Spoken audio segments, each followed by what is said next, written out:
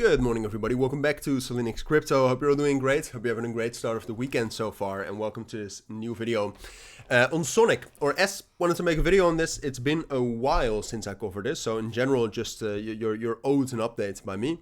Quite a lot of people also commented on X and YouTube about this, and Sonic has been quite strong over the course of the last week. Last week, so the week before that. Sonic was also strong, but it was a little bit less strong compared to the markets, right? I mean, obviously, 2 weeks ago, the entire market was very strong. And I do keep an eye on Sonic quite often. Excuse me, I almost have to sneeze. But I do keep an eye on Sonic quite often. But what you saw is that, you know, the price action just wasn't that great. Over the course of Wednesday, for example, right here, the 30th of April.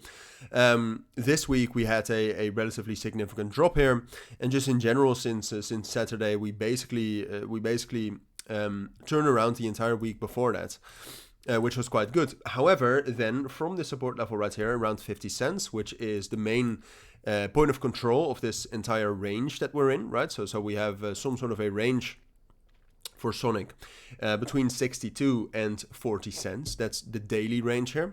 POC right here around 48 cents. Got a strong reaction there. That's good. And since then, you can also see that the volume for Sonic here is the highest it's been since we made the bottom right here around 39 cents, right? So when the entire market bottomed out. And that's relevant, all right? That's a lot of volume.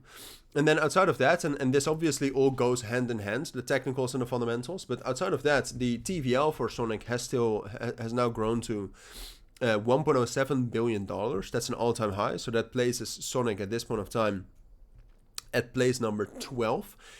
One of the most active chains at the moment, one of the most active networks out there at the moment in terms of users. And then we also had the news of the Binance wallet announcing the S token integration. And I think also just in general, integration with the Sonic blockchain. So that's incredibly bullish as well.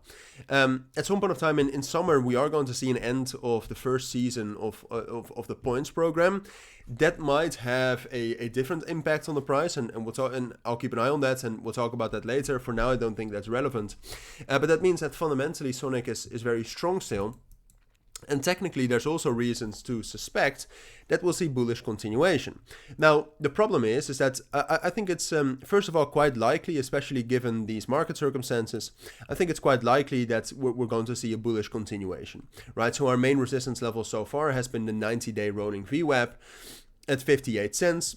You know, that's a strong resistance, so maybe that's going to hold for a bit longer. Ultimately, the main resistance level is right here at 62 cents. Like I said, that's the value area high. Do I think we can get there? Yeah, we're getting strong reactions here to support. We held the breakout above the intraday support level at 54 cents. So ultimately, short term, I do think that we can see bullish continuation. The thing though is, and that's the main problem, excuse me, is that we are... All right, hopefully I edited it out. But the upside is quite capped, right? Because if we want to see a breakout above 62 cents, I think we'd need more volume like this. All right, so short term, do I expect bullish continuation? Certainly.